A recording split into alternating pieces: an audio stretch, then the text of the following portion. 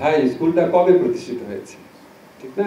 এখন আপনি বলেন আমরা যেভাবে অপরিকল্পিত নগরায়ন করেছি, এই অপরিকল্পিত নগরায়নে তো কোনো রকম পার্ট আমাদের, কোনো রকম দায় আমাদের এই অন্তর্বর্তীকালীন সরকারের নাই। এটা এর আগে পলিটিক্যাল গভর্নমেন্টগুলো করেছে এবং ঢাকা শহরকে একটা মানে খুবই ঝুঁকিপূর্ণ শহরে পরিণত করা হয়েছে। আপনাকে একটা অনেস্টলি একটা কথা বলি, আমার মাঝে মাঝে মনে হয় যে এইরকম যেভাবে আমরা শহর গড়ে তুলেছি, সেখানে আমরা যত দুঃখ পাই, যত কষ্ট পাই, মানে বিমান দুর্ঘটনা না হোক, যে কোনো ধরনের দুর্ঘটনা তো ঘটেই চলেছে। এবং এটা তো একদিনে সিদ্ধান্ত নিয়ে করার কথা না। একটা শহরকে আপনার পুরা নগরায়নের পদ্ধতি চেঞ্জ করে ফেলার তো 5 থেকে 10 বছরের কাজ। পুরা জাতির ঐক্যমত হতে হবে।